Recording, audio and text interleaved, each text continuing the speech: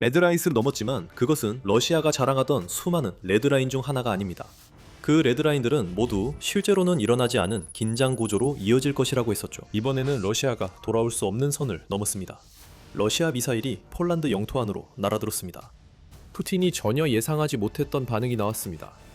폴란드는 나토, 그리고 특히 러시아가 수년간 두려워했던 바로 그 일을 할 준비가 되었다고 발표했습니다. 러시아 미사일을 격추하기 시작할 것입니다. 폴란드는 자국 영토에만 국한하지 않고 있습니다. 폴란드는 러시아 미사일이 우크라이나 상공을 통과할 때 격추하겠다고 위협하고 있습니다. 8월 6일 폴란드 외무장관 라도스와프 시코르스키는 폴란드 라디오와 인터뷰를 진행했습니다. 질문에 답하면서 시코르스키는 전 폴란드 총리 마테우시 모라비에츠키의 발언이 머릿속을 맴돌았을 것입니다. 우크라이나에 더 이상 패트리엇 미사일은 없다는 것이 모라비에츠키의 선언이었습니다. 폴란드가 우크라이나 동맹국에 더 많은 패트리엇 미사일을 넘겨준 사실이 밝혀진 후 그가 한 말이었습니다. 결국 그는 인터뷰에서 그 발언에 대해 질문을 받았습니다. 시코르스키는 이미 준비된 답변을 가지고 있었고 그 답변을 내놓았을 때 모든 청취자들을 놀라게 했습니다. 점점 더 많은 사람들이 목숨을 잃고 있습니다. 그래서 이런 의문이 제기됩니다. 나중에 폴란드 상공에서 러시아 미사일을 격추시키는 것보다 우크라이나 상공에서 격추시키는 것이 더 낫지 않을까요? 이것은 매우 진지한 논의가 필요한 주제이며 정당 간의 정치적 경쟁에 휘둘려서는 안 된다고 시코르스키는 말했습니다. 그리고 그렇게 판도라의 상자가 열렸습니다. 폴란드 외무장관은 전국 라디오 방송에서 러시아 미사일이 폴란드로 날아올 가능성을 기다리는 것보다 폴란드 영토와 우크라이나 영공에서 그 미사일을 격추시키는 것이 훨씬 더 합리적이라고 말했습니다. 최악의 상황이 폴란드에 절대 일어나지 않을 것이라고 단정하지 말라고 시코르스키는 경고하고 있습니다. 러시아의 침략이 우크라이나에만 국한되지 않을 수도 있다는 것입니다. 푸틴이 성공한다면 그는 자신의 뒤틀린 야망을 다른 옛 소련 국가들로 돌릴 수도 있습니다. 폴란드도 그 나라들 중 하나입니다. 그리고 폴란드는 다시 한번 새로운 소련의 멍에를 쓰고 싶지 않습니다. 시코르스키의 발언은 갑자기 나온 것이 아닙니다. 폴란드 외무장관은 러시아 미사일이 폴란드로 향하기 전에 우크라이나 상공에서 격추해야 한다고 주장할 만한 충분한 이유가 있습니다. 그리고 그 이유는 7월 말에 발생한 한 사건으로 거슬러 올라갈 수 있습니다. 러시아가 키이우와 그 주변 지역에 또 한 번 야만적인 탄도미사일 공격을 퍼부어 최소 9명이 사망하는 가운데 러시아의 미사일 중 하나가 경로를 이탈한 것으로 보였습니다. 그 미사일은 우크라이나를 타격하는 대신 우크라이나와 폴란드의 국경을 넘어 계속 날아갔습니다.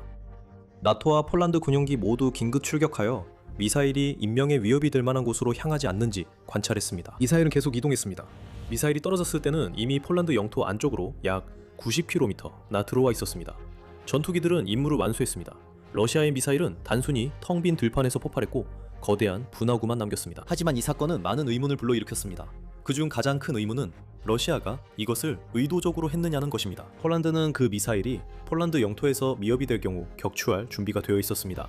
그 발사체는 나중에 러시아의 KH-101 순항 미사일로 확인되었습니다. 그리고 CNN은 나중에 폴란드와 나토가 전투기 2대, 헬리콥터 1대, 조기경보 항공기 1대, 그리고 공중급유기 1대를 배치했다고 보도했습니다. 같은 매체는 나토의 전투기들이 러시아 미사일을 하늘에서 격추시키기까지 불과 몇 초밖에 남지 않았다고 전했습니다. 하지만 그 미사일이 아무런 피해 없이 추락할 것이라는 것이 분명해지면서 격추는 이루어지지 않았습니다. 앞으로 더 위험한 상황에 대비해 사용될 무기를 아껴두는 것이 더 낫다는 논리가 적용된 것으로 보입니다.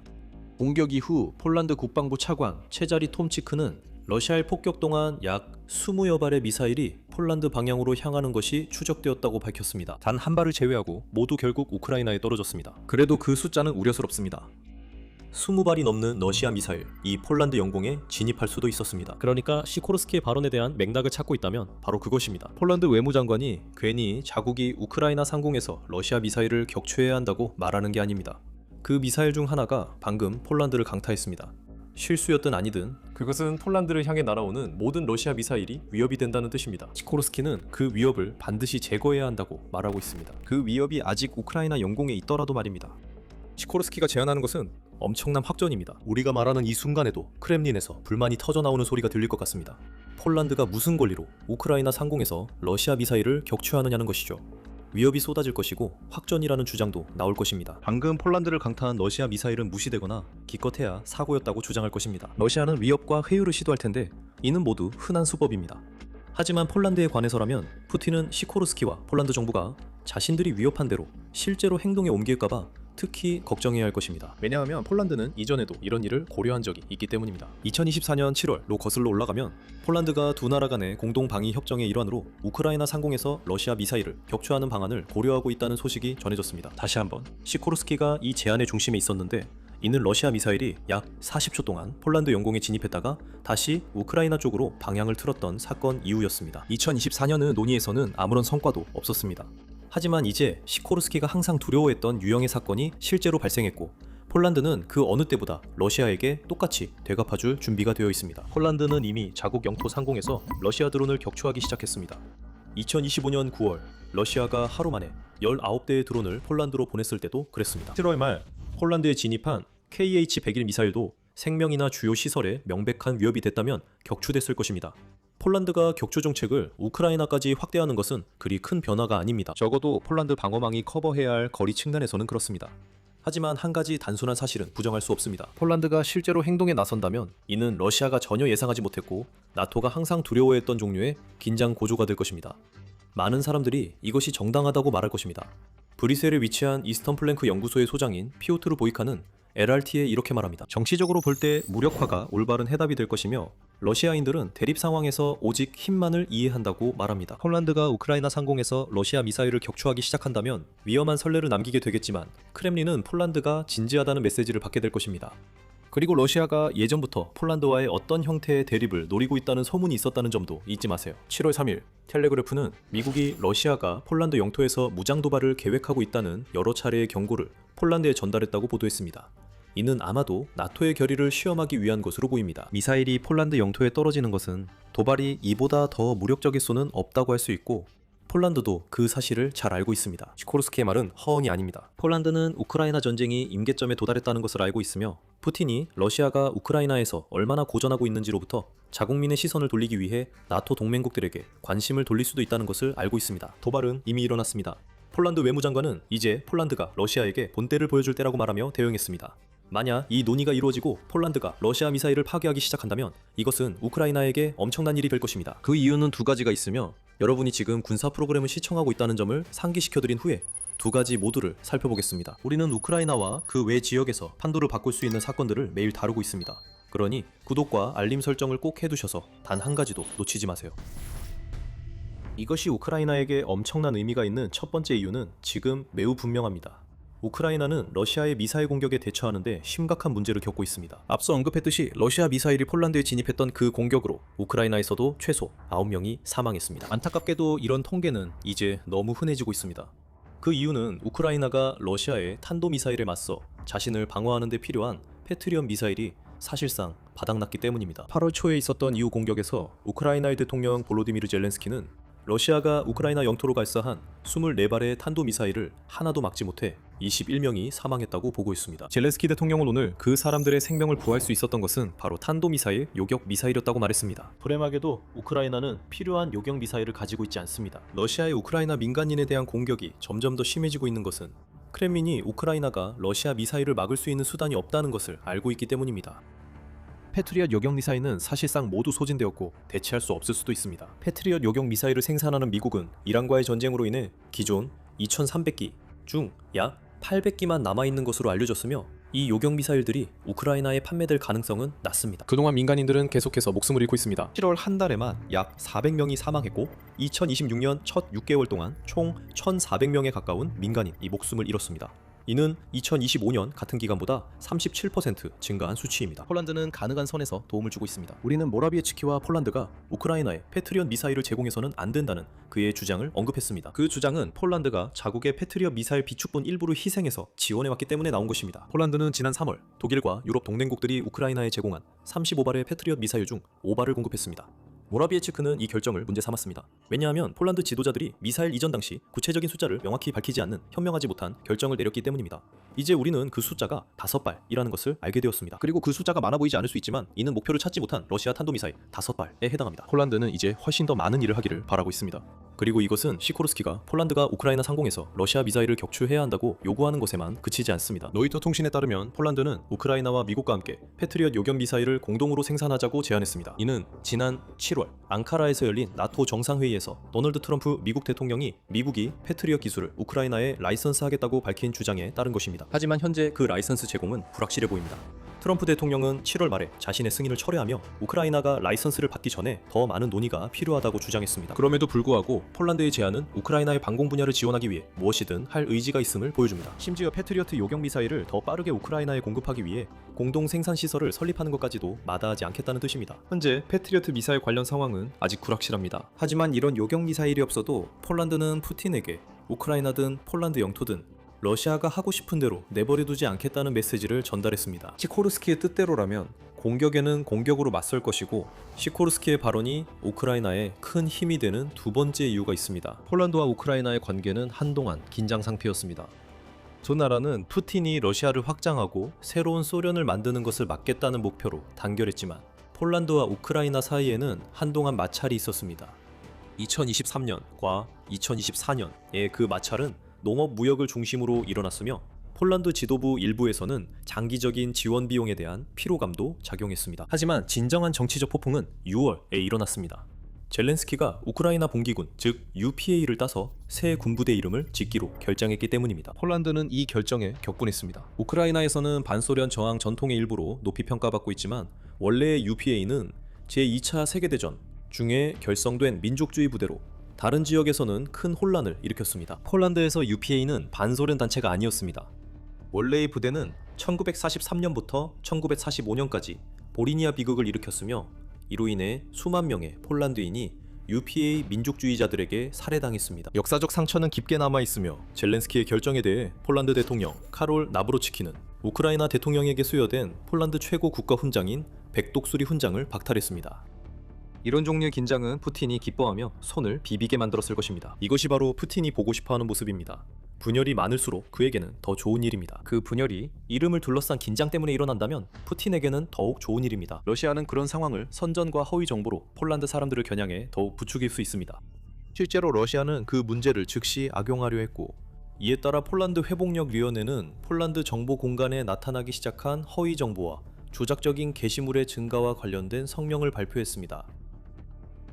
위원회는 UPA의 초기 조직이 저지른 범죄들은 결코 큰 비밀이 아니었으며 어려운 과거의 일부라고 밝혔습니다. 하지만 우크라이나가 새로운 부대에 그 이름을 사용하기로 한 결정이 폴란드와 우크라이나의 관계가 약화된다는 것을 의미하지는 않습니다. 특히 푸틴이 제기하는 위협에 대응하는 데 있어서는 더욱 그렇습니다. 우크라이나는 자체적으로 명칭 결정으로 인해 발생한 마찰을 해소하기 위해 노력해왔습니다. 이러한 노력은 효과를 내고 있는 것으로 보입니다. 대부분의 폴란드인들은 여전히 우크라이나를 지지하고 있으며 자국 정부가 가장 중요한 동맹국 중 하나와 계속 협력하기를 바라는 마음도 변함이 없습니다. 7월 25일 러시아 미사일이 폴란드에 떨어지기 직전 노트프롬 폴란드는 폴란드 연구기관 CBOS가 실시한 새로운 연구 결과를 공개했습니다. 그 연구에 따르면 설문에 응한 사람들 중 59%가 젤렌스키가 백독수리 훈장을 박탈당하는 것이 옳다고 생각한다고 밝혔습니다. 하지만 동시에 75%는 폴란드와 우크라이나가 이런 분쟁보다 러시아의 위협을 우선시해야 한다고 답했으며 80%는 러시아가 양국의 관계가 분열될 때 이익을 얻는다고 의견을 밝혔습니다. 대체적인 의견은 마찰을 해결해야 한다는 것이지만 먼저 러시아를 다루는 것이 우선이라는 것입니다. 푸틴이 보고 싶어하는 분열은 허용되어서는 안 되며 실제로 그렇게 되고 있지 않습니다. 8월 6일 주 폴란드 우크라이나 대사 바실 보드나르는 폴란드와 우크라이나 간의 외교 위기에서 가장 어려운 단계는 이제 지났다고 말했습니다. 긴장은 여전히 남아있지만 두 나라는 푸틴과 그의 미친 소련 2.0을 만들려는 야망을 저지하는 데 있어서는 단결되어 있다고 그는 지적했습니다. 이제 이러한 모든 긴장에도 불구하고 폴란드는 우크라이나 상공에서 러시아 미사일을 격추하는 것에 대해 논의하고 있습니다. 폴란드가 실제로 행동에 나선다면 그것은 푸틴에게 그의 허위 정보 캠페인이 통하지 않는다는 충분한 증거가 될 것입니다.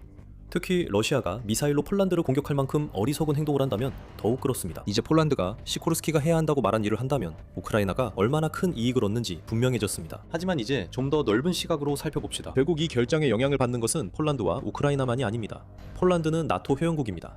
폴란드 영공에 진입한 러시아 미사일을 대응하기 위해 출격한 것도 나토 전투기였습니다. 만약 폴란드가 러시아 미사일을 격추하기 시작한다면, 특히 우크라이나에서 그런 일이 벌어진다면 나토가 두려워했던 일이 현실이 됩니다. 즉, 나토 회원국이 러시아에 적극적으로 반격하는 상황으로의 확전이 일어나는 것입니다. 나토는 수년간 이런 대응을 두려워해왔지만 폴란드에서 발생한 사건은 동맹 내 누군가가 러시아에 맞서 더 많은 조치를 취해야 하는 이유를 분명히 보여줍니다. 폴란드의 미사일 위기는 나토 내에 존재하는 이중성을 반영합니다. 러시아 미사일에 대한 대응은 엄청나게 빨랐습니다.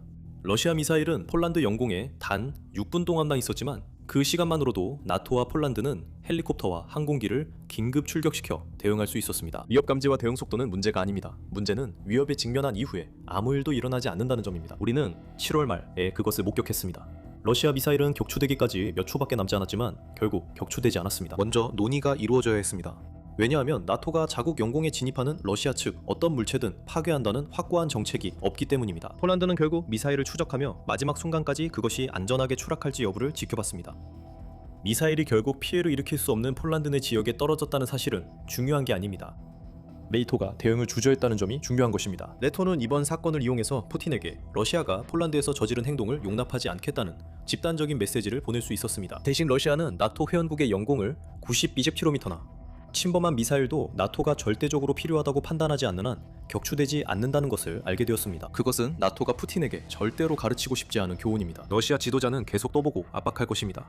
나토가 긴장 고조를 피하려 어디까지 가는지 보려는 이런 떠보기가 더 이어질 것입니다. 나토 내에는 러시아의 보복에 대한 두려움이 존재하며 푸틴은 그것을 감지할 수 있습니다. 말은 자주 나오지만 행동은 거의 없습니다. 폴란드에서 일어난 일 이후 나토는 다시 한번 회원국 영토를 방어하기 위해 모든 필요한 조치를 취하겠다고 선언했습니다. 하지만 시코르스키는 이제 중요한 질문을 던지고 있습니다. 어디까지가 과한 걸까요? 2025년 러시아의 항공 전력이 나토 영공을 18차례 시험적으로 침범했는데 이는 200% 증가한 수치입니다. 상황은 점점 더 악화되고 있습니다. 7월에는 나토가 2025년 같은 달에 비해 2배 이상 자주 전투기를 긴급 출격시켜야 했습니다. 그 해에 시작된 급증세는 2026년까지 이어졌고 러시아 미사일이 폴란드에 떨어진 것은 푸틴이 제지를 받을 때까지 계속해서 한계를 넘으려 한다는 증거입니다. 폴란드는 나토가 전혀 예상하지 못한 방식으로 맞서 싸우는 국가가 되고 싶어 합니다. 적어도 시코르스키의 말에 따르면 그렇습니다. 매우 분명한 것은 폴란드가 우크라이나에서 러시아 미사일을 향해 발포하기를 원한다면 나토의 나머지 국가들도 그 방침에 단결해야 한다는 점입니다. 8월 7일 CNN은 미국 정보당국이 푸틴이 다시 한번 나토 회원국을 공격할 계획을 세우고 있다고 경고하고 있으며 이는 아마도 향후 몇 년 내에 일어날 수 있다고 보도했습니다. 푸틴은 힘을 이해하고 그에 반응하는 사람입니다. 억지력은 더 이상 효과가 없습니다. 러시아가 계속해서 도발한다면 나토가 반드시 대응할 것임을 푸틴이 깨달아야 합니다. 폴란드가 우크라이나 상공에서 미사일을 격추시키는 것은 푸틴이 물러설 수밖에 없을 정도로 강력한 대응이 될 것입니다. 하지만 앞으로 몇 달 동안 시코르스키의 메시지가 폴란드의 신조가 될지는 시간만이 알 수 있습니다. 폴란드가 다음에 어떤 행동을 할지 지켜보는 가운데 우크라이나의 또 다른 동맹국이 러시아에 타격을 주기 위한 중대한 조치를 막 취했습니다. 미국 상원은 러시아의 그 어느 때보다 더 강력한 제재 압박을 가할 중요한 법안을 통과시키기 위한 첫 걸음을 내디뎠습니다. 넘어야 할 장애물들이 있지만 이 법안은 판도를 바꿀 수 있으며 그 이유는 저희 영상을 통해 확인하실 수 있습니다. 이 영상을 재미있게 보셨다면 밀리터리 쇼를 구독하고 알림 설정을 잊지 마세요. 그래야 저희가 준비한 다음 콘텐츠도 놓치지 않으실 수 있습니다. 시청해주셔서 감사합니다.